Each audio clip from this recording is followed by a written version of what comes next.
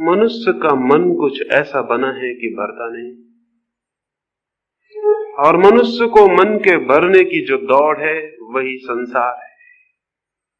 और इस सत्य को जान लेना कि मनुष्य का मन भरता नहीं, धर्म की शुरुआत है, धर्म का प्रारंभ है। धर्म से मेरा कोई संबंध हिंदू और मुसलमान और ईसाई और जैन से नहीं है, ये धर्म है भी नहीं। अगर ये धर्म होते तो दुनिया धार्मिक हो गई होती। कोई हिंदू है, कोई मुसलमान है, कोई जैन है, और इस होने की वजह से ही वो धार्मिक नहीं है। धार्मिक होना कुछ बात ही और है। धार्मिक होना एक आंतरिक क्रांति है, एक रेवोल्यूशन है जो चित्त में घटित हो जाती है। उसका कोई एफिलिएशन से, कोई ऑर्गेनाइजेशन से, कोई संगठन, किसी मंदिर और चर्च से कोई वास्ता नहीं। धर्म का संबंध है मनुष्य के मन से। अगर कोई मंदिर है तो मनुष्य का मन है, और अगर कहीं कोई सत्य और परमात्मा है तो वहीं खोजा जाना है। जो किन्हीं और मंदिरों में खोजते हैं वे भटक जाते हैं, क्योंकि वे सब मंदिर बाहर होंगे, और बाहर के मंदिर और बाहर के मकानों में कोई फर्क नहीं। भीतर है कोई, और वो भीतर जो मंदिर है उसकी खोज उसी दिन शुरू होती है जिस दिन ये भ्रम टूट जाता है कि इस मन को भरने की दौड़ व्यर्थ है, ये दिखाई पड़ जाता है। जब तक हम इस मन को भरने की दौड़ में होते हैं तब तक न समय होता, न फुर्सत होती कि हम उसे खोजें जो भीतर है। क्योंकि मन की इस दौड़ को भरने के लिए हमें बाहर दौड़ना पड़ता है, भीतर जाने का अवकाश नहीं मिलता, समय नहीं मिलता, सुविधा नहीं मिलती। मन को भरना है तो बाहर दौड़ना पड़ता है, और परमात्मा को जानना है तो भीतर। जो बाहर दौड़ रहा है वो भीतर नहीं देख पाए, इसमें कोई आश्चर्य नहीं। हम सब बाहर दौड़ रहे हैं, और हम सबका आज तक का भी अनुभव वही है जो उस राजमहल पे उस राजा को हुआ था। हम में से कौन कितना भर गया है? और क्या ये सीधा सा तर्क और सीधा सा अनुमान नहीं कि आज तक हम दौड़े हैं और भरे नहीं, तो कल भी हम दौड़ेंगे तो भर कैसे जाएंगे? आज तक हम सब दौड़े हैं और खाली हैं, लेकिन कल की आशा दौड़ाए चली जाती है कि कल भर जाएं शायद, और दौड़ें और दौड़ें, कल शायद वो फुलफिलमेंट मिल जाए, वो पूर्णता मिल जाए जिसकी तलाश और खोज। लेकिन जो दौड़ता है बाहर वो उसे कभी ना पा सकेगा। शायद मनुष्य के निर्माण के समय ही कोई बात हो गई जिसकी वजह से ये नहीं हो सकता। मैंने एक बड़ी काल्पनिक कथा सुनी है। मैंने सुना है कि परमात्मा ने आदमी को बनाया, और ये आपको पता है आदमी को बनाने के बाद उसने फिर कुछ भी नहीं बनाया। आदमी को बना के वो घबरा गया होगा और उसने बनाने का अपना सारा काम बंद कर दिया होगा, और आदमी से शायद वो डर गया होगा। उसकी आशा न थी कि ऐसा आदमी बन जाएगा,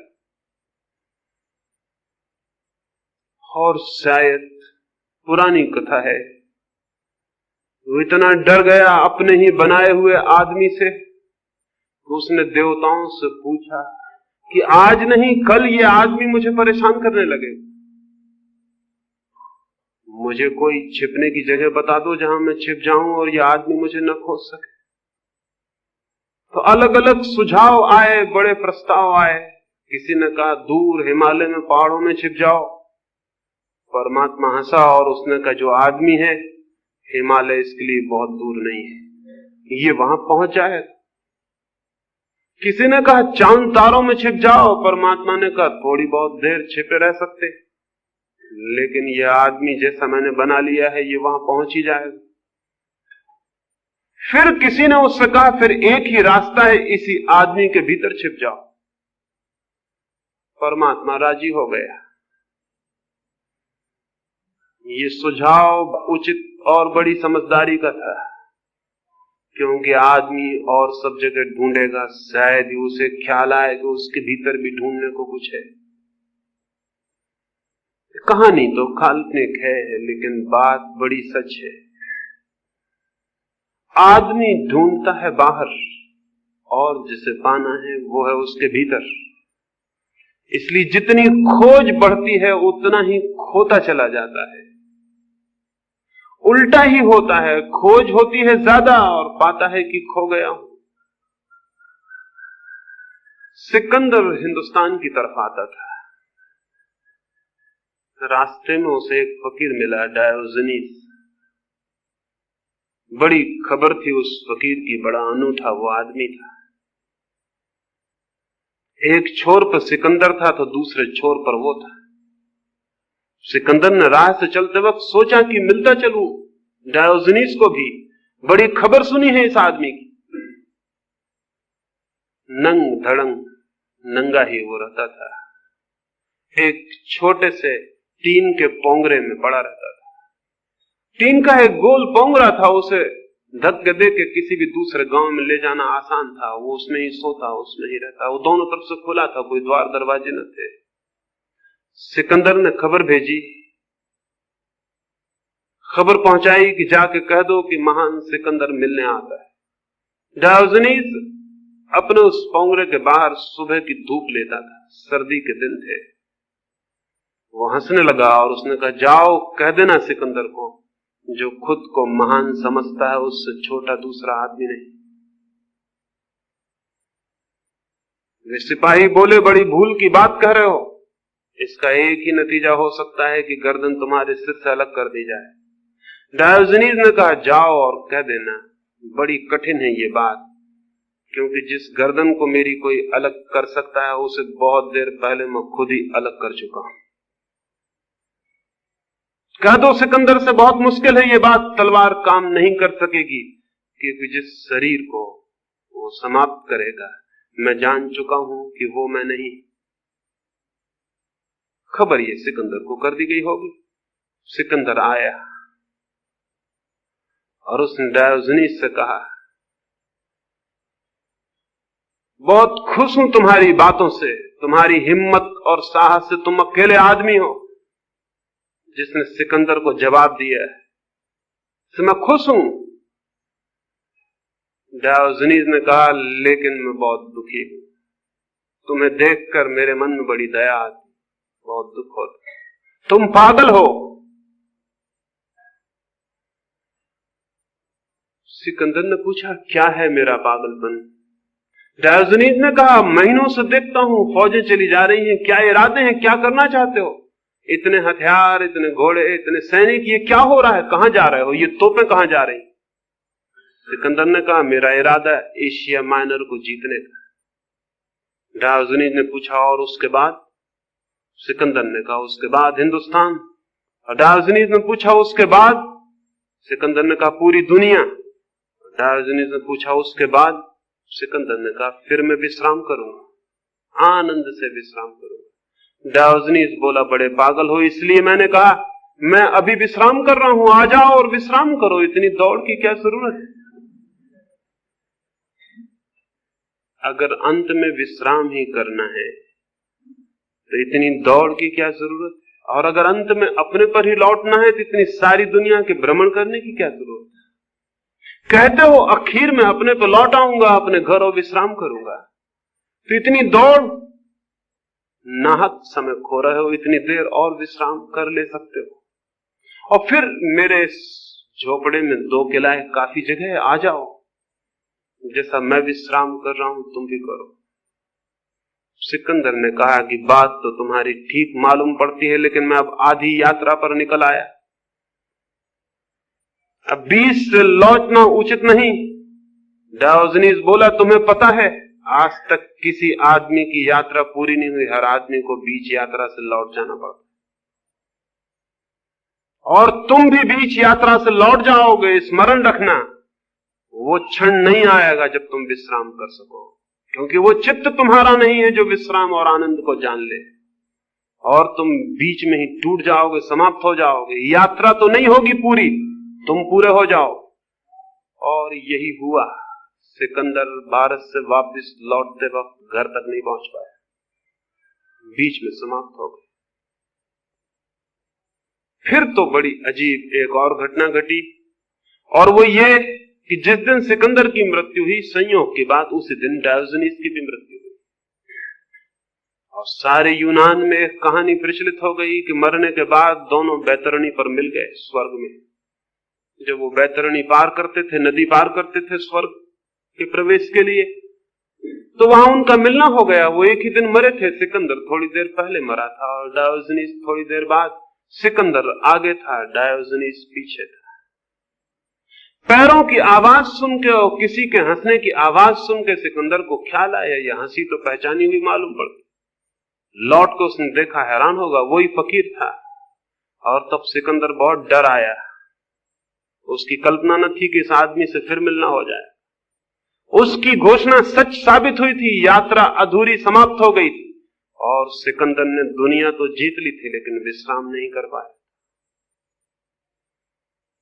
शायद डायोजनीस इसलिए हंस रहा था, लेकिन अपनी झेप और अपनी हीनता मिटाने को सिकंदर ने जोर से खुद भी हंसा और चिल्ला के कहा कि बड़ी खुशी की बात है डायोजनीस, हम दोनों का फिर मिलना हो गया। एक बादशाह का एक फकीर से फिर से मिलना हो गया। डायोजनीस और जोर से हंसने लगा और उसने कहा, तुम ठीक ही कहते हो, एक बादशाह का एक फकीर से मिलना, लेकिन थोड़ी भूल करते हो कि कौन बादशाह है कौन फकीर। बादशाह पीछे है और फकीर आगे। मैं सब कुछ पाके लौट रहा हूं, तुम सब कुछ खो के लौट रहे हो, फिर कौन है बादशाह इसमें? एक ऐसी संपदा है मनुष्य के भीतर कि उसे पाए बिना न कभी कोई पूर्ति, पूर्णता, न कोई आनंद को उपलब्ध होता है। एक ऐसा सत्य है मनुष्य के भीतर, एक ऐसा राज्य, एक ऐसा साम्राज्य, एक ऐसा सौंदर्य, एक ऐसा आनंद और आलोक कि उसे पाए बिना हर आदमी दरिद्र है, दीनहीन है, दुखी और पीड़ित है। फिर चाहे वो बाहर की दुनिया में कुछ भी पाले, अगर भीतर के जगत में उसने कुछ नहीं पाया तो उसकी सारी संपदा का मूल्य 2 कौड़ी से ज्यादा नहीं। और वो संपत्ति केवल प्रतीत होती है कि है, क्योंकि जो संपत्ति छीन सकती है वो संपत्ति नहीं है, केवल विपत्ति है। और जो संपत्ति नहीं छीनी जा सकती वही संपत्ति है। क्या कोई ऐसी संपत्ति है मनुष्य के भीतर? क्या कोई ऐसा सत्य है? क्या कोई ऐसा लोक है मनुष्य की चेतना में जहां वो दुख और पीड़ा के पार हो जाए, अंधकार और अज्ञान के बाहर, जान सके मृत्यु के अतीत, जान सके उसे जो अनंत है और असीम है? मनुष्य के भीतर है, सबके भीतर है, लेकिन होना काफी नहीं है, उस पर आंख पड़नी चाहिए, उसका दर्शन होना चाहिए। अगर मेरे घर में खजाने भी गड़े हों और मुझे पता ना हो तो मैं भिखारी की तरह भटकूंगा, रोऊंगा, गिड़गिड़ाऊंगा, दूसरों के द्वारों पर भीख मांगूंगा। मेरे घर में गड़े हुए खजाने किसी अर्थ के ना होंगे, वे अर्थवान हो सकते हैं तभी जब मैं उन्हें जान लूं, पहचान लूं।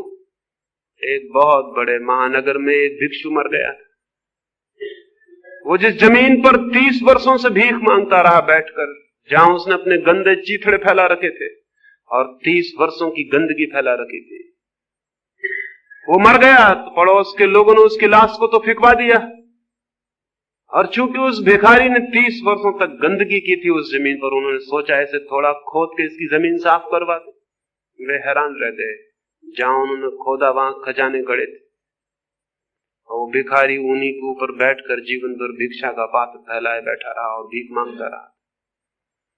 क्या अर्थ था उस खजाने का जो नीचे गड़ा था? कोई भी नहीं, वो न होने के बराबर था। वो भिखारी और हम में बहुत भेद नहीं। जिस जमीन पर हम खड़े हैं वहीं बहुत कुछ गड़ा है, जहां हम हैं वहां बहुत कुछ है। ऐसे खजाने हैं जिन्हें पाके आदमी परम आनंद को उपलब्ध हो जाता है। ऐसा सौंदर्य है, ऐसा सत्य है, ऐसा संगीत है कि जिसे डूबकर जीवन का अर्थ उपलब्ध हो जाता है। लेकिन उस तरफ आंख उठनी चाहिए। उसके होने से कोई फर्क नहीं पड़ता, वो दिखाई पड़ना चाहिए। अगर वो दिखाई नहीं पड़ता तो हम तो भीख मांगे चले जाएंगे और हम भीख मांगते ही समाप्त भी हो सकते हैं। लेकिन उस तरफ आंख तभी उठ सकती है जब बाहर की तरफ से आंख का धोखा टूट जाए। उसके पहले उसकी तरफ आंख नहीं उठ सकती। कौन सी चीज है जो रोके हुए है उस तरफ आंख उठने से? कौन सी बात है जो अटकाए हुए? एक बात, और केवल एक ही बात, और वो ये कि शायद ये आशा कि बाहर में कुछ पालूं, संपत्ति, शक्ति, पद, वैभव, कुछ पालूं बाहर तो तृप्ति हो जाएगी मेरी। ये आशा और ये भ्रम भीतर आंख नहीं उठने देता। 24 घंटे आंख अटकी रहती है कहीं बाहर। फिर ये आंख बाहर भटकते भटकते परेशान हो जाती है, थक जाती है, बुढ़ापा आ जाता है। तो हम देखते हैं बूढ़े आदमियों को मंदिरों में जाते, सन्यासियों की बातें सुनते, शास्त्र पढ़ते, थक जाती है आंख, बाहर से उब जाती है, परेशान हो जाती है। तो फिर हम सोचते हैं अब धर्म की शरण, क्योंकि मौत आती है करीब और वो जीवन तो हमने गंवा दिया। लेकिन तब भी हम बाहर ही खोजते हैं। जीवन भर की गलत आदत पीछा नहीं छोड़ती। तब भी हम किसी मंदिर में खोजते हैं जो बाहर है, और किसी गुरु के चरणों में खोजते हैं वो भी बाहर है, और किसी शास्त्र में खोजते हैं वो भी बाहर है। और हिमालय पर चले जाएं और सन्यासी हो जाएं, वो सब होना बाहर है। वो जीवन भर की जो गलत आदत थी बाहर खोजने की, यद्यपि ये दिखाई पड़ गया कि बाहर नहीं मिलता, लेकिन फिर भी धर्म के नाम पर भी हम बाहर ही खोजते हैं। पहला भ्रम टूट जाता है तो दूसरा भ्रम उसकी जगह खड़ा हो जाता है। सवाल ये नहीं है कि बाहर आप धन खोजते हैं। अगर आप धर्म भी बाहर खोजते हैं तो बात वही है, कोई फर्क ना हुआ। सवाल ये नहीं है कि बाहर आप शक्ति खोजते हैं, पद खोजते हैं, राज्य खोजते हैं। अगर ईश्वर को भी बाहर खोजते हैं कोई फर्क ना हुआ, बात वही की वही है। जो बाहर खोजता है उसकी आंख भीतर नहीं पहुंच पाती, फिर चाहे बाहर वो कुछ भी खोजता हो। एक सन्यासी मोक्ष खोज रहा है कि मरने के बाद मोक्ष चला जाएगा, बाहर खोज रहा है। एक आदमी परमात्मा को खोज रहा है, जगह जगह बाहर खोज रहा है। बाहर की खोज संसार है, फिर चाहे वो खोज किसी भी चीज की क्यों न हो। भीतर की खोज धर्म है। भीतर क्या खोजेंगे? भीतर का तो हमें कोई पता ही नहीं, खोजेंगे क्या? ईश्वर को खोजेंगे, धन को खोजेंगे, क्या खोजेंगे भीतर? भीतर तो अननोन, अज्ञात है, क्या खोजेंगे? भीतर का हमें कोई पता नहीं, इसलिए हम क्या खोजेंगे? बस एक ही बात हो सकती है, बाहर की खोज व्यर्थ दिखाई पड़ जाए तो बाहर से आंख अपने आप भीतर लौटनी शुरू हो जाएगी। जहां हमें सार्थकता दिखाई पड़ती है वहां हमारी आंख अटकी रहती है। वहीं हमारी आंख लगी रहती है जहां हमें अर्थ दिखाई पड़ता है, मीनिंग दिखाई पड़ता है। अगर वो मीनिंग दिखाई पड़ना बंद हो जाए कि वहां नहीं है अर्थ, आंख बदल जाएगी, फौरन बदल जाएगी। जहां हमें दिखाई पड़ता है कि अर्थ है वहीं हम बंधे रह जाते हैं। एक रात एक जंगल में दो साधु निकलते थे। वृद्ध साधु जैसे ही सांझ ढलने लगी और सूरज ढलने लगा, अपने युवा साथी से पूछा, कोई खतरा तो नहीं है इस जंगल में? कोई डर तो नहीं? वो युवा सन्यासी हैरान हुआ। आज तक ऐसी बात उसके वृद्ध गुरु ने कभी ना पूछी थी। अंधेरे से अंधेरे, बीहड़ से बीहड़, निबिड़ से निबिड़ जंगलों में से वे निकले थे, लेकिन कभी उसने न पूछा था कि कोई भय तो नहीं, कोई फियर तो नहीं, कोई डर तो नहीं। सन्यासी को डर कैसा? वो थोड़ा चिंतित हुआ, आज ये बात क्यों उठाई है मन में? क्या हो गया है? आज कुछ गड़बड़ जरूर है, कोई फर्क जरूर है। थोड़ी देर बाद वे कुएं के पास रुके, हाथ मुंह धो लेने को। सूरज ढल गया था। वृद्ध ने अपनी झोली युवा को दी और कहा, जरा संभाल के रखना, मैं हाथ मुंह धो लूं। तब उस युवक को ख्याल आया, झोली में जरूर कुछ होना चाहिए, शायद कुछ है झोली में, उसी का भय है। उसने झोली में हाथ डाला, देखा एक सोने की ईंट। उसने उस ईंट को तो फेंक दिया जंगल के रास्ते के किनारे, उतने ही वजन का एक पत्थर झोली के भीतर रख दिया। फिर यात्रा फिर शुरू हो गई। गुरु आ गया, उसने जल्दी से अपनी झोली ले ली और फिर चलने लगे। थोड़ी ही देर बाद फिर गुरु ने कहा, जंगल में कोई डर तो नहीं? रात घनी होती जाती, रास्ता तुम्हारा परिचित है, भटक तो ना जाएंगे? जल्दी ही गांव आ जाएगा या नहीं? जल्दी ही गांव आ जाएगा या नहीं? उस युवक ने कहा, भयभीत न हो, अब कोई भय नहीं, मैं भय को पीछे फेंक आया। उसने घबरा के झोली में हाथ डाला, वहां तो एक पत्थर का टुकड़ा रखा था। वो वृद्ध हंसने लगा और उसने कहा, कितने आश्चर्य की बात है, मुझे ख्याल था कि सोने की ईंट ही रखी है, तो मैं संभाले चला जा रहा था, बार बार टटोल के देख लेता था, मुझे क्या पता कि भीतर पत्थर उसने फेंक दिया और वो बोला कि अब चलने की कोई जरूरत नहीं, अब यहीं सो जाएं, अब गांव फिर सुबह उठ के चलेंगे। उस ईंट में अर्थ था तो मन वहां बंधा था। अब ईंट पत्थर हो गई तो रात वहीं सो गए वे। फिर कोई भय ना था, फिर कोई चिंता ना थी, फिर कोई विचार ना था। फिर वो झोला एक तरफ पड़ा रहा और वो पत्थर भी एक तरफ पड़ा रहा। जहां हमारा अर्थ है, चाहे उसमें अर्थ हो या न हो, जहां हमें अर्थ का बोध है, जहां हमारे चित्त को लगता है कि वहां अर्थ है, वहां हम बंधे रह जाते हैं। बाहर जो जगत है उसमें लगता है अर्थ है, इसलिए बंधन। बाहर का जगत नहीं बांधता है किसी को, वो घर नहीं बांधता जिसमें आप रहते हैं, वो पत्नी और बच्चे नहीं बांधते जो आपके पास है, कोई नहीं बांधता आपको, आपके अर्थ का बोध बांधता है। आपको लगता है कि वहां अर्थ है तो चित्त बंध जाता है, अटक जाता है, उलझ जाता है। फिर कुछ ना समझें कि इस बाहर के जगत को छोड़ के भागते हैं, पत्नी को छोड़ के, बच्चे को छोड़ के, घर द्वार छोड़ के जंगल की तरफ भागते हैं। जो भागता है वो भी मानता है कि अर्थ वहां था, नहीं तो भागने का कोई कारण नहीं। जिसके पीछे हम भागते हैं उसमें भी अर्थ है और जिससे हम भागते हैं उसमें भी अर्थ है। अगर अर्थ ना हो तो उससे भागने का कोई कारण भी तो नहीं। दो तरह के लोग हैं जमीन, एक तो वे जो बाहर की चीजों के पीछे भागते हैं और एक वे जो बाहर की चीजों से डर के भागते हैं। लेकिन दोनों एक बात में सहमत हैं कि बाहर की चीज में अर्थ है। ये दोनों ही व्यक्ति धार्मिक नहीं,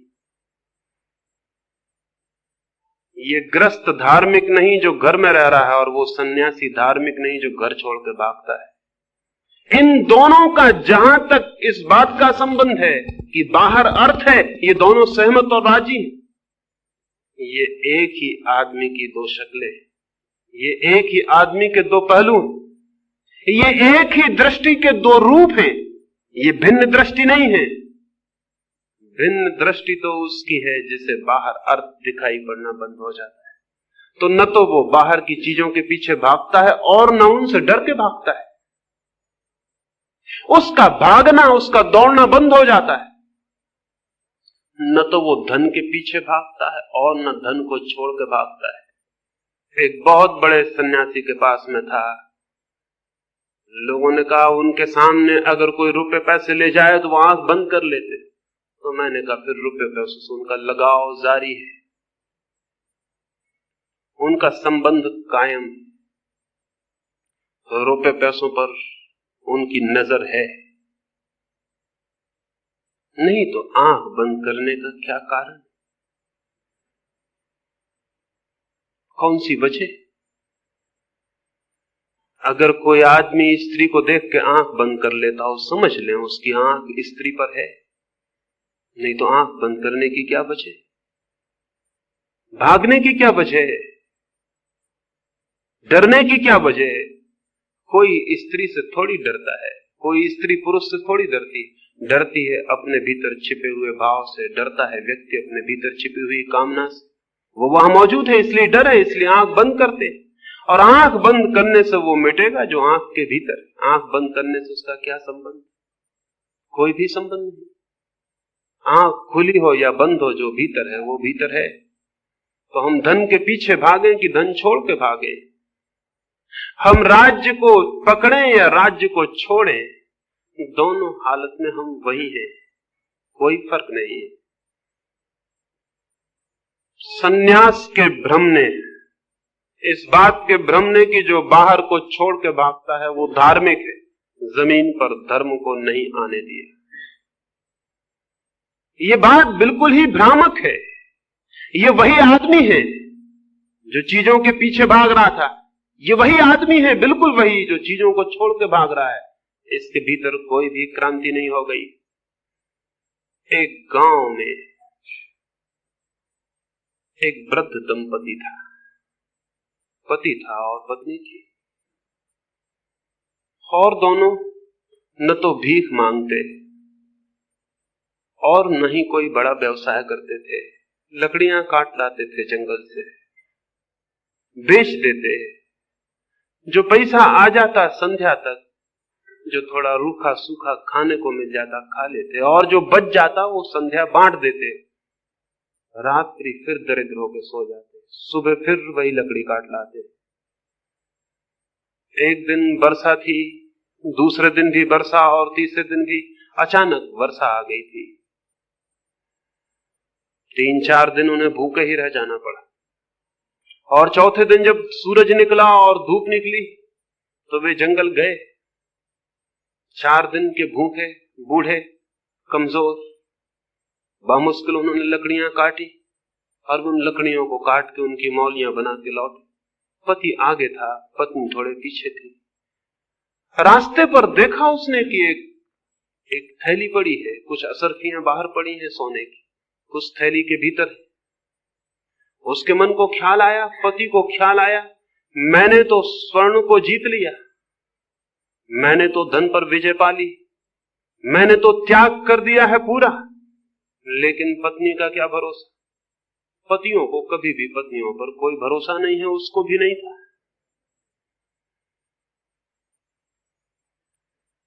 सोचा कहीं उसका मन न डोल जाए, कहीं उसके मन में यह ख्याल ना आ जाए 4 दिन की भूख परेशानी उठा ले, व्यर्थ पाप लगेगा उसके मन को।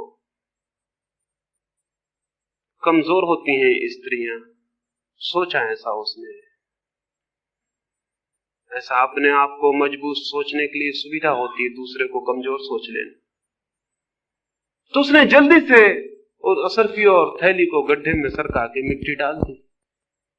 पीछे उसकी पत्नी भी आ गई, जब वो मिट्टी डाल ही रहा था। उसकी पत्नी ने पूछा, क्या करते? सत्य बोलने का नियम था उसका, मुश्किल में पड़ गया। जो भी नियम ले लेते हैं सत्य बोलने का, वो मुश्किल में पड़ ही जाते हैं, क्योंकि सत्य सहज निकले वो बात दूसरी है, और नियम से निकले वो बात बिल्कुल दूसरी है। तो कठिनाई खड़ी हो गई। सच बोलता है तो जो बात छिपानी चाहिए थी वो जाहिर होती। झूठ बोल नहीं सकता, इसलिए मजबूरी में उसे कहना ही पड़ा कि मुझे क्षमा करो, अपने मन में कोई वासना मत लाना। बहुत बहुमूल्य असरफियों वाली थैली यहां पड़ी थी, सोने की असरफियां थी। मैंने सोचा मैंने तो स्वर्ण पर विजय पा ली, लेकिन तुम्हारा मन कहीं डोल ना जाए, इसलिए मैं उन्होंने हटा के मिट्टी से ढक दिया ताकि तुम देख ना पाओ। वो पत्नी हंसने लगी और उसने कहा, तुम्हें सोना अभी दिखाई पड़ता है और तुम्हें मिट्टी पर मिट्टी डालते हुए शर्म भी नहीं आती? ये जो पति है ये वही का वही है, इसने सोना छोड़ा है, लेकिन सोने से इसका अर्थ नहीं गया। इसे अभी सोना मिट्टी नहीं हुआ, सोना ही है। छोड़ा है इसने, लेकिन छोड़ने से सोना मिट्टी थोड़ी हो जाता है। जानने से, छोड़ने से नहीं, जागने से, छोड़ने से नहीं, बोध के जगने से सोना जरूर मिट्टी हो जाता है। और सोना मिट्टी हो जाए तो न तो उसे पकड़ने की दौड़ रह जाती है और न छोड़ने की। सोना अपनी जगह रह जाता है, हम अपनी जगह रह जाते हैं। उससे हमारा नाता टूट जाता है। गृहस्थी का भी नाता है, सन्यासी का भी नाता है, रिलेशनशिप है, वो चाहे पकड़ने की हो चाहे छोड़ने की। धार्मिक आदमी वो है बाहर के जगत से जिसका अर्थ विलीन हो गया, रिलेशनशिप टूट गई, संबंध टूट गया। ये तो बोध, अवेयरनेस। बाहर हम इतना अपने को भरते हैं फिर भी भर नहीं पाते। तो कहीं कोई भूल तो नहीं है, कहीं कुछ ऐसा तो नहीं है कि बाहर हम कुछ भी इकट्ठा करने में समर्थ हो जाएं, भीतर हम खाली ही बने रहेंगे। सच है, सीधी गणित की बात है, जो बाहर है वो भीतर को कैसे भर सकेगा? जो बाहर है वो भीतर आ कैसे सकेगा? खालीपन है भीतर, एम्प्टीनेस है भीतर, और जो भी हम जोड़ लेंगे वो होगा बाहर। भीतर और बाहर का मेल कहां होता है? जोड़ेंगे वो रह जाएगा बाहर, भीतर उसे कैसे ले जाइएगा? जो भी बाहर है वो भीतर न जा सकेगा। वो डायमेंशन अलग है, वो आयाम अलग है। जो बाहर है वो भीतर नहीं जा सकेगा। बाहर का बाहर रह जाएगा, भीतर हम खाली से खाली रह जाएंगे। और उसी भीतर के खालीपन को भरने के लिए दौड़े थे, इकट्ठा किया था ये सब। इस इकट्ठा करने में जीवन तो व्यतीत होगा, लेकिन उपलब्धि नहीं होती है, नहीं हो सकती। भीतर को भरने का उपाय बाहर नहीं है। इस बोध का नाम धर्म है, इस समझ, इस अंडरस्टैंडिंग का नाम धर्म है। न तो गीता पढ़ लेने का नाम और न बाइबल पढ़ लेने का नाम, और न टीका लगा लेने का नाम और न मंदिर चले जाने का नाम, और न इस तरह के वस्त्र या उस तरह के वस्त्र पहन लेने का नाम धर्म है। ये सब धोखे की बातें हैं जिनमें हम धार्मिक होने का मजा ले लेते हैं बिना धार्मिक हुए। सस्ते उपाय हमने खोज लिए हैं धार्मिक होने के भी, सस्ते 2-2 पैसे के उपाय। एक आदमी 4 पैसे की माला खरीद लाए और उस पर अंगुलियां फेराता रहे तो वो धार्मिक हो जाता है। इस भांति सेल्फ डिसेप्शन, खुद को हम धोखा दे लेते हैं कि धार्मिक हो गए। धार्मिक होना एक आमूल क्रांति है, और वो क्रांति इस बात से संबंधित है कि बाहर के जीवन में अर्थ नहीं है, ये दिखाई पड़ जाए। ये कैसे दिखाई पड़ेगा? किस मार्ग से ये दिखाई पड़ जाएगा कि बाहर के जीवन में अर्थ नहीं? ऑब्जर्वेशन से, निरीक्षण से। बाहर के जीवन को और स्वयं को थोड़ा निरीक्षण करें, थोड़ा देखें। निंदा ना करें, निंदा ना करें कि बाहर का जीवन पाप है और बुरा है, छोड़ना है इसे। जो निंदा करता है उसे अर्थ दिखाई पड़ रहा है, निंदा ना करें। कंडेमनेशन का कोई मतलब नहीं है। बाहर की दुनिया की निंदा ना करें कि ये पाप है और बुरा है। पाप और बुरा है तो भी अर्थ मौजूद है। नहीं, बाहर के जीवन को बहुत निर्दोष चित्त से देखें, बहुत इनोसेंट ऑब्जर्वेशन चाहिए। देखें आंख खोल के, ये बाहर की जिंदगी है, क्या है ये, और इतना मैं दौड़ूं और इतना इकट्ठा कर लूं, क्या होगा, क्या हो रहा है दूसरों को। अमेरिका का एक अरबपति कार्नेगी मरा, तो उसके पास 4 अरब रुपए थे मरते वक्त, लेकिन बहुत उदास और दुखी था।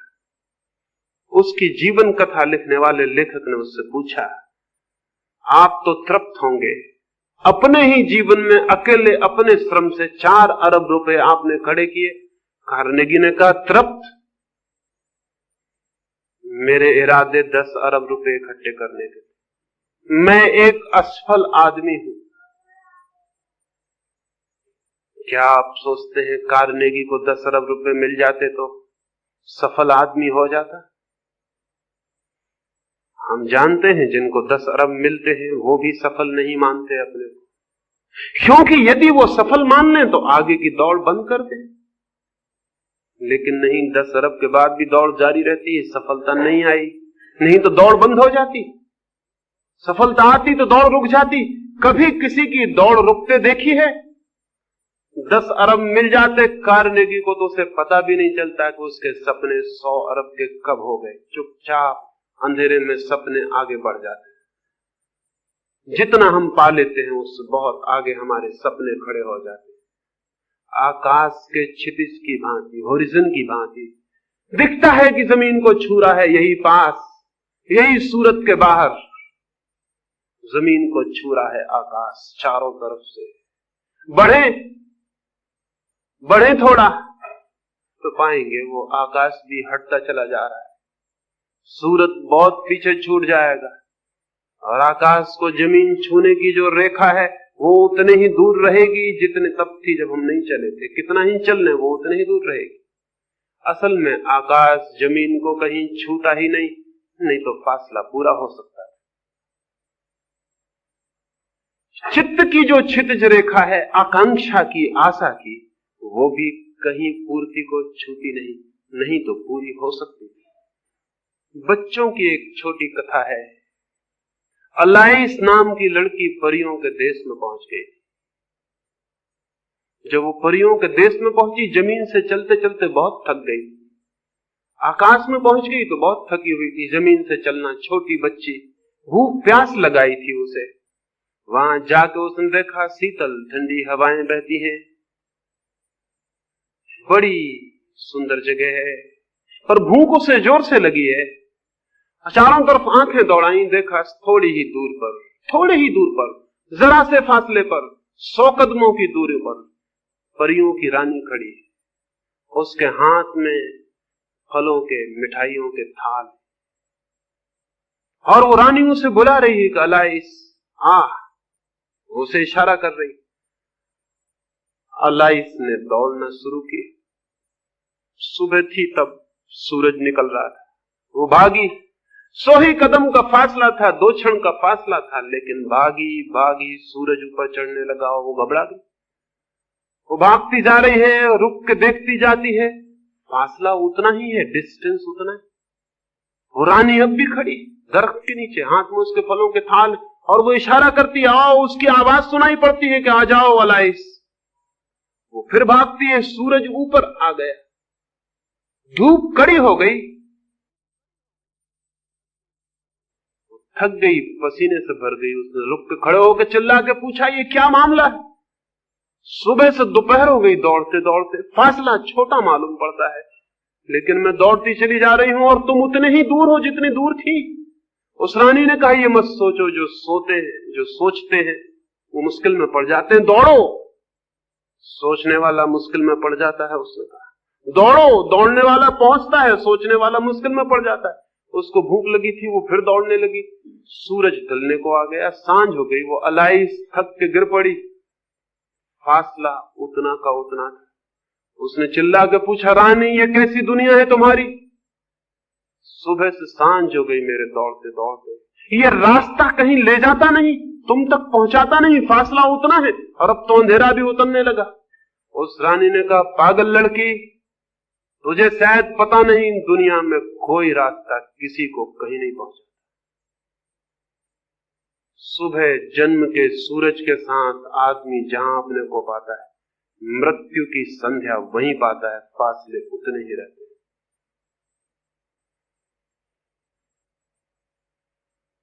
फासले उतने ही रहेंगे, दौड़ने से पूरे नहीं होते।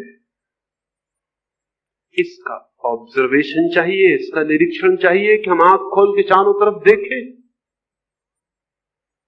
आंख खोल के जो देखेगा वो आदमी धार्मिक हुए बिना नहीं रह सकता। लेकिन जिनको हम धार्मिक जानते हैं वो तो आंख बंद करके बैठ जाते हैं।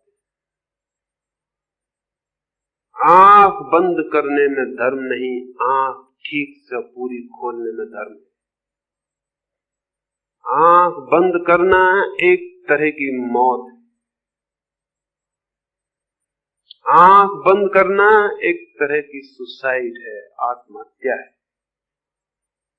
क्योंकि जो आंख बंद करता है वो तथ्यों के जगत से टूट जाता है और उन्हीं तथ्यों के निरीक्षण में छिपा है सत्य, उसी में जो सब तरफ फैला है, उसी में देखना है ठीक से। उसमें हम ठीक से नहीं देख पाते, इसलिए अर्थ मालूम होता है। ठीक से देख पाए अर्थ विलीन हो जाता है। राइट ऑब्जर्वेशन चाहिए, सम्यक दृष्टि, ठीक ठीक आंख चाहिए देखने वाली। ठीक आंख का पहला लक्षण है निष्पक्ष, अनप्रेजुडिस्ड। पहला, बिना किसी पक्ष के। दूसरा लक्षण है सरलता से, सहजता से जो तथ्य है उसको देखना। सिद्धांतों के माध्यम से जो तथ्य को देखता है वो तथ्यों को कभी नहीं देख पाता, और जो तथ्यों को नहीं देख पाता, फैक्ट्स को नहीं देख पाता, उसकी आंखें कभी भ्रम से मुक्त नहीं हो पाती। एक युवक अपने गुरुकुल से वापस लौटा। जब वो गुरु से विदा होता था, उसने गुरु के पैर पड़े और उसकी आंखों से आंसू गिर पड़े गुरु के चरणों पर। गुरु ने कहा, रोते हो, क्या बात? उसने कहा, रोऊं ना तो क्या करूं, मेरे सारे मित्र आज विदाई के क्षण में कुछ ना कुछ भेंट करते हैं आपको, मेरे पास लेकिन सिवाय आंसुओं के और कुछ भी नहीं। तो मैं रोता हूं और एक वचन चाहता हूं कि जब मेरे पास कुछ हो तो उसे स्वीकार कर लेना, बाद में कभी जब मैं आऊं तो मुझे इंकार ना हो। इसका वचन दें तो ही मैं जाऊंगा। मैं हूं बहुत दरिद्र, मां और पिता भी मेरे नहीं, आपने ही मुझे शिक्षा दी और भोजन भी दिया और वस्त्र भी दिए और आश्रय भी।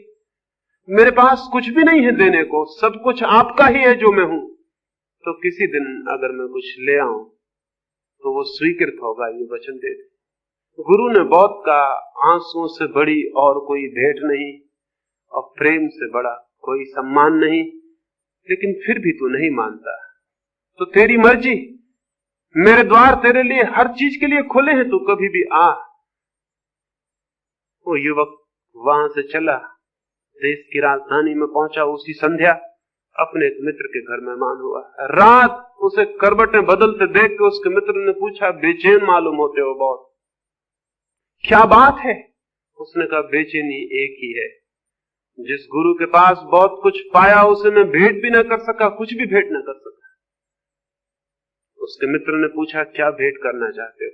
उस युवक ने कहा, अगर 5 स्वर्ण मुद्राएं भी मुझे मिल जाएं, लेकिन कहां मिलेंगी, मैंने तो इकट्ठी 5 मुद्राएं देखी भी नहीं। तो मैं गुरु के चरणों में रखा था। उसके मित्र ने कहा, तुम निश्चिंत सो जाओ, सुबह थोड़े जल्दी उठाना। इस देश का जो राजा है उसका नियम है कि पहले भिक्षु, पहला याचक उसके द्वार पर जो चला जाता है वो जो भी मांग लेता है वो दे देता है। तो तुम 5 स्वर्ण मुद्राएं मांग लेना, जल्दी चले जाना, और घबराने की कोई बात नहीं, मुश्किल से कभी कोई याचक जाता होगा। वो निश्चिंतता से सो गया और सुबह बहुत जल्दी राजा के द्वार पर पहुंच गया। कोई वहां न था। थोड़ी देर बाद राजा अपनी बगिया में घूमने को आया तो वहां हाथ जोड़कर उसने कहा कि मैं पहला याचक हूं, जो मैं मांगूंगा दे सकेंगे आप? राजा ने कहा, आज के ही नहीं, सदा के तुम पहले याचक हो, क्योंकि आज तक जब से मैंने ये नियम लिया कोई नहीं आया। तो जो तुम मांगोगे मैं दे दूंगा, जो तुम मांगोगे। जैसे ही राजा ने ये कहा जो तुम मांगोगे, 5 स्वर्ण असरफियों का ख्याल एकदम खिसक गया और 5000 असरफियों का ख्याल आ गया। गणित सीखा था उसने भी, आप तो ही गणित जानते हैं, मैं ही थोड़ी, वो भी गणित जानता था। 5 हट गए और शून्य पर शून्य रख गए, 5000। उसने सोचा जब राजा कहता है जो मांगोगे, तो पागल हूं मैं जो 5 मांगू, 5000 क्यों नहीं? और फिर उसे लगा पागल हूं मैं जो 5000 ही मांगू, 5 लाख क्यों नहीं, या कि 5 करोड़, या कि 5 अरब, या कि खरब। और फिर बहुत ही शीघ्र क्षणों में संख्याएं लंबी हो गई और अंतिम संख्या आ गई जो उसे मालूम थी। और तब उसका हृदय धक से रह गया कि मैंने और गणित क्यों न सीख ली। राजा सामने ही खड़ा था। उसने कहा, प्रतीत होता है तुम निश्चय करके नहीं आए, तो तुम निश्चय कर लो, मैं बगिया का एक चक्कर लगाऊं। युवक को राहत मिली। उसने कहा, बड़ी कृपा है आपकी, मैं थोड़ा सोच लूं। लेकिन सोचने का तो अंतिम सीमा आ गई थी, संख्याएं चुक गई थी। क्या सोचे, क्या करे? और बहुत पीड़ा मालूम होने लगी। राजा के पदचाप सुनाई पड़ने लगे। वो वापस लौटता है, उसके पदचाप बढ़ते चले जाते हैं और वो घबराया जा रहा है और मरा जा रहा है। 5 स्वर्ण असरफियां बहुत पहले छूट गई। गुरु बहुत न मालूम कहां खो गया। देने लेने की बात ना रही, भेंट का कोई सवाल न था। सवाल था एक, राजा कहता है जो मांगोगे दे दूंगा। तो पीड़ा मन को सताने लगी। इस बात की खुशी नहीं कि बहुत कुछ मिल जाएगा, इस बात का दुख कि पता नहीं कितना पीछे छूट जाए। मांग तो लूंगा ये, लेकिन पता नहीं कितना पीछे छूट जाएगा और ये अवसर जीवन में दोबारा आए ना आए। और डर है कि ना आएगा, क्योंकि राजा इस भेंट को दे के सचेत हो जाएगा और शायद वापस ले ले अपने नियम को। सोचा होगा एक गरीब सा लड़का है, 10-50 रुपए मांगेगा, कोई स्कॉलरशिप की बात कहेगा या कुछ और। राजा करीब आने लगा, तभी उसके सारे प्राण जैसे इकट्ठे हो गए और उसे ख्याल आया, मैं गलती में हूं, संख्या छोड़ दूं, मैं सीधा मांग लूं कि जो कुछ तुम्हारे पास है सब मुझे दे दो। संख्या की उलझन गड़बड़ है, पीछे पछतावा होगा। सब दे दो जो तुम्हारे पास है, हाँ 2 वस्त्र छोड़ दूं, जो वो पहने चला जाए। बाहर निकल जाओ 2 वस्त्र पहने हुए, दया है मेरी कि 2 वस्त्र छोड़ता हूं। ऐसे मन तो छोड़ने का नहीं होता, 2 वस्त्र भी कौन छोड़ना चाहता है। राजा सामने आया तो वो निर्णित था। उसने कहा, फिर से कह दें कि जो मैं मांगूंगा देंगे? राजा ने कहा मैंने, तुम चिंता क्यों करते हो, बोलो। उस युवक ने कहा, तब जो आप वस्त्र पहने उन्हें पहने बाहर निकल जाएं, और जो आपका है सब मेरा हुआ। सोचा था राजा घबराएगा, पता नहीं हृदय का दौरा आ जाए, हार्ट अटैक हो जाए या क्या हो जाए। लेकिन राजा घबराया नहीं, बात उल्टी हो गई, घबराया युवक ही। क्योंकि राजा ने आकाश की तरफ हाथ जोड़े और कहा, हे परमात्मा, जिस आदमी की मैं प्रतीक्षा करता था वो आ गए। और राजा ने कहा, मेरे बेटे, 2 वस्त्र छोड़ने में तुझे बहुत कष्ट होगा, वो भी मैं छोड़े जाता हूं। मैं नग्न ही इस द्वार के बाहर निकल जाता हूं, जिसमें कभी तुझे पछतावा ना हो और मेरे प्रति क्रोध ना आए। छोड़ना बहुत कठिन होता है, राजा ने कहा, 2 वस्त्र भी छोड़ना बहुत कठिन होता है, और तेरी उम्र में बहुत कठिन है। मैं ये वस्त्र उतारने लगा राजा। युवक बोला, ठहरो, एक चक्कर और बगीचे का लगाएं, मैं एक बार और सोच लूं, क्योंकि मैं घबराया हूं, मैं अबोध हूं, मेरा कोई अनुभव नहीं। और आपकी छोड़ने की इतनी राजी, इतनी मर्जी, इतनी स्वेच्छा, इतना आनंद, तो मैं डर गया, क्योंकि जो इतना बड़ा राज्य इतनी खुशी से छोड़ के भगवान को धन्यवाद देके जाता है, निश्चित ही इस सब में उसने कुछ भी न पाया होगा।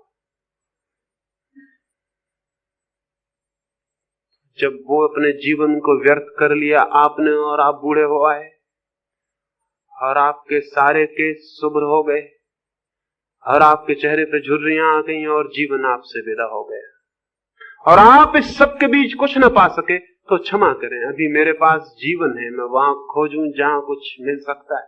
क्षमा करें, एक दफा और घूमा है, मैं सोच लूं। राजा ने कहा, सोचोगे तो मुश्किल में पड़ जाओगे, सोचने वाले हमेशा मुश्किल में पड़ जाते। और फिर जीवन पड़ा है, सोचते रहना, मैंने भी तो जीवन भर सोचा, तब जाना। रुको, जल्दी क्या है? जल्दी हो तो मुझे होनी चाहिए, संभालो इसे, जल्दी मैं जाऊं। लेकिन युवक राजी नहीं हुआ, और राजा को दूसरा चक्कर लगाने जाना पड़ा।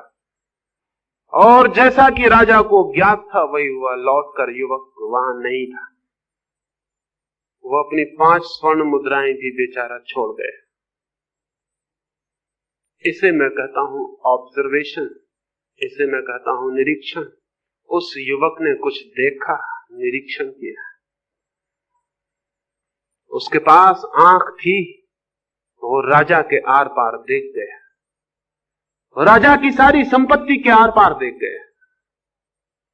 उसे दिखाई पड़ गया, एक आदमी के लिए जो व्यर्थ हो गया वो हर एक के लिए व्यर्थ है। आदमी और आदमी में भेद नहीं, मन और मन में अंतर नहीं, और एक आदमी सब आदमी की कथा है। लेकिन हम सब इस भ्रम में होते हैं कि मैं हूं एक्सेप्शन, मैं हूं अपवाद, मैं बात ही और हूं, बाकी सब और होंगे। इसलिए हर आदमी ये सोच के कि मैं अपवाद हूं सोचता है। निरीक्षण करने की क्या जरूरत है? मैं जीऊं अपने ढंग से। नहीं, कोई मनुष्य अपवाद नहीं। मनुष्य की कथा एक, मनुष्य के चित्त की कथा अलग अलग नहीं, और उसके चित्त के नियम एक हैं, भिन्न नहीं। 10,000 वर्षों में अगर कोई अनुभव मनुष्य के सामने निरपवाद रूप से खड़ा हो गया है तो वो ये कि जिन्होंने बाहर खोजा उन्होंने कुछ भी नहीं पाया। एक भी बाहर खोजने वाला आदमी ये नहीं कह सका कि मैं हाथ उठा के कहता हूं कि मैंने बाहर की दुनिया में पा लिया उसे जिसे मैं पाना चाहता था। पूरे मनुष्य के इतिहास में एक आदमी नहीं जो ये कह सके कि मैंने बाहर खोजा और पा लिया।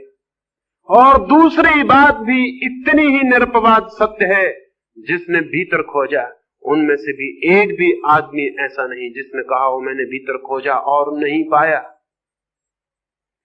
अगर किसी चीज को साइंटिफिक ट्रुथ कहा जा सके, किसी चीज को वैज्ञानिक सत्य कहा जा सके तो वो ये है, क्योंकि इसका कोई एक्सेप्शन नहीं, कोई अपवाद नहीं। ये यूनिवर्सल है, ये सार्वलौकिक है, ये सर्वलोक में सर्व मनुष्य के इतिहास में प्रमाणित है कि बाहर नहीं कोई अर्थ पाया जा सका। करोड़ करोड़ अरब आदमी दौड़े और समाप्त हो गए। हम उनकी लाशों पर खड़े हैं, लेकिन हम नीचे झुक के नहीं देखते हमारे पैर में किन की धूल, किन की लाशें। थोड़े से लोगों ने भीतर भी खोजा है और पाया है। वे थोड़े से लोग ही सुगंध की तरह, प्रकाश की तरह, वे थोड़े से लोग ही उस सुबास की तरह हैं, उस संगीत की तरह जो कभी कभी हमारे कानों में पड़ जाता है और कोई याद जगा देता है, कोई स्मृति और एक ख्याल और एक धुन पैदा हो जाती है। हम भी खोजे। क्या ऐसा नहीं हो सकेगा कि कभी पूरा मनुष्य का समाज इस सत्य को खोजने में समर्थ हो जाए? क्या ऐसा कभी नहीं हो सकेगा कि मनुष्य इस पृथ्वी पर बहुत बड़ी संख्या में भीतर जो छिपा है उसे जान ले? ऐसा हो सकेगा, क्योंकि अगर एक मनुष्य के जीवन में भी ऐसा हो सका है तो फिर मान लें, समझ लें इस बात को, पहचान लें इस बात को कि जो एक मनुष्य के जीवन में भी हो सका है। अगर एक बुद्ध या एक महावीर या एक कृष्ण, एक क्राइस्ट कि जीवन में अगर कोई आनंद की किरण फूटी है और जीवन आलोकित हो उठा है, तो हर मनुष्य हो गया हकदार उसको पाने का, क्योंकि बीज अगर एक अंकुर ले आता है तो सभी बीज अंकुर ले आएंगे।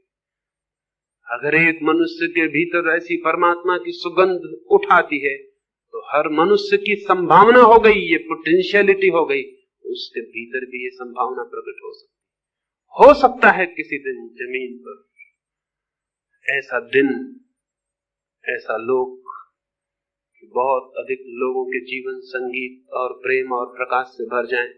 धर्म के द्वारा ये होगा, धर्मों के द्वारा नहीं, रिलीजन्स के द्वारा नहीं, रिलीजन के द्वारा, धर्म के द्वारा, धर्मों के द्वारा नहीं।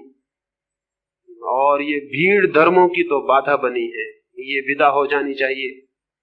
हिंदू, मुसलमान, ईसाई और जैन बड़ी अगलीनेस के सबूत हैं, बड़ी कुरूपताओं के। मनुष्य को तोड़ने की दीवारें यही, मनुष्य के बीच के फासले यही हैं। और जो चीज एक मनुष्य को दूसरे मनुष्य से अलग कर देती हो, क्या आप सोच सकते हैं वो मनुष्य को परमात्मा से जोड़ सकेगी? जो मनुष्य को मनुष्य से ही अलग कर देती हो, वो मनुष्य को परमात्मा से कैसे जोड़ सकेगी? जो तोड़ने वाला है वो धर्म नहीं, लेकिन जो जोड़ दे प्राणों को प्राण से, एक को सबसे, और वो जोड़ तभी पैदा होता है जब आंख भीतर जाती है। जोड़ पैदा नहीं होता, बल्कि आंख भीतर जाते ही पता चलता है कि हम तो जुड़े हैं, संयुक्त हैं, इकट्ठे हैं, एक ही प्राण, एक ही चेतना, बहुत बहुत रूपों में प्रकट और अभिव्यक्त। और जैसे ही आंख भीतर जाती है, ज्ञात होता है न कोई दुख है। दुख था इसलिए कि हम बाहर थे, बाहर होना ही दुख था। न कोई चिंता है, न कोई पीड़ा, और न है मृत्यु। बाहर हम थे इसलिए उसे नहीं देख पाते थे जो भीतर है और अमृत। इस छोटी सी चर्चा में मैंने एक ही बात आपसे कही, एक ही छोटा सा सूत्र। देखें आंख खोल के जीवन को, निरीक्षण करें तो बाहर की व्यर्थता दिखाई पड़ सकती है, और बाहर की व्यर्थता दिखाई पड़ा है तो भीतर की सार्थकता पर तत्क्षण आंख पहुंच जाती है। और जिसकी भीतर की सार्थकता पर आंख पहुंच गई, वो कोई बाहर की दुनिया को उजाड़ने वाला नहीं बन जाता है, बल्कि वही बाहर की दुनिया के लिए भी आनंद का और सुबास का स्रोत हो जाता है। वो कोई बाहर को दुनिया का मिटाने वाला और उजाड़ने वाला नहीं होता, बल्कि वही आधार बन जाता है बाहर की दुनिया के लिए भी। क्योंकि जब भीतर सुगंध पैदा होती है तो सुगंध बाहर फैलनी शुरू हो जाती है, और जब भीतर आनंद पैदा होता है तो आनंद बाहर बंटना शुरू हो जाता है, और जब भीतर प्रकाश का जन्म होता है तो उसकी किरणें बाहर पहुंचनी शुरू हो जाती है। जो भीतर है फिर वो बाहर बंटने लगता है।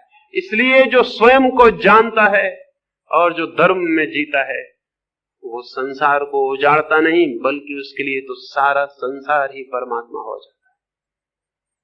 अंत में यही प्रार्थना करूंगा, परमात्मा करे आपके भीतर से सुगंध और सत्य और संगीत पैदा हो सके। वो मौजूद है, आपकी आंख वहां पहुंच जाए तो वो जाग जाएगा, उठाएगा और प्रकट हो जाएगा। बीज मौजूद हैं, अगर आपकी आंख उन बीजों पर पड़ गई तो वे अंकुरित हो जाएंगे और उनमें फूल आ जाएंगे। और जब किसी आदमी के जीवन में फूल आते हैं तो वो पूर्णता को उपलब्ध हो जाता है। मेरी बातों को इतने प्रेम और शांति से सुना, उससे बहुत बहुत अनुग्रहित हूं। और अंत में सबके भीतर बैठे हुए परमात्मा को प्रणाम करता हूं। मेरे प्रणाम स्वीकार करें।